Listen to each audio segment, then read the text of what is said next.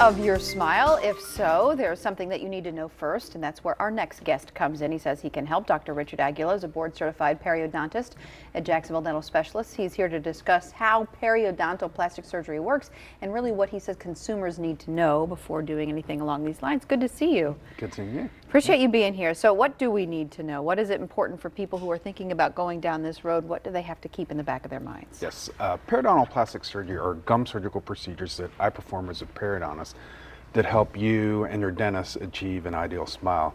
And as you said in your segment there, opening, the smile consists of not only the teeth, but also the lips and the surrounding gum tissue. So any disharmony can cause an unaesthetic smile. And we have some examples of patients that have come to my office about their smile. The one in the upper left has a patient that has discrepancies in the different lengths of their teeth. The one in the upper right is a patient that has short, squatty teeth. The one on the lower right is a patient that has gum recession, where the gums have receded. And then the one on the lower left is a patient that has worn down their teeth, where Dr. Naraki and I work together, combine our specialties to achieve an ideal aesthetic result for them. Okay, and so talk about then the types of plastic surgery, because from what you were telling me beforehand, there's more than one type that you can get. Yeah, there are two basic categories. The first one is resective procedures. Resect means to take away, and we have an example of a resective procedure where we address either, we take away either the gum tissue or bone to achieve an ideal smile. And the focus of this segment will be for resective procedures. The second type of procedure are augmentation procedures. Augmentation means to add, and that's where we add gum tissue and or bone in order to achieve an ideal result. There are patients, I saw a patient last week where I did a combination. I took a little bit of tissue away in one area and added some gum tissue in the other. So there are combination cases that we also treat in this manner. And so what are some indications for somebody who would like to get that type of procedure done? Yes, the most common resective procedure is called crown lengthening, and there's four basic indications. I think we have a slide here. The first one is pre-restorative, just to gain access to any cavities that have occurred under the gum line. We may need to do a procedure.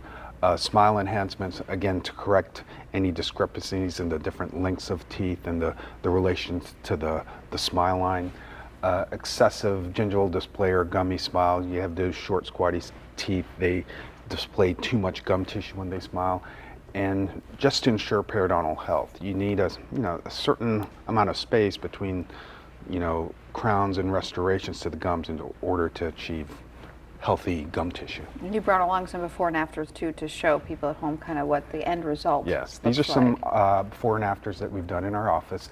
This is a simple procedure. They had a discrepancy in the central incisors, one being longer than the other. We just did what's called a simple gingivectomy, where we just trim a little tissue on the central incisor and allow them to match up.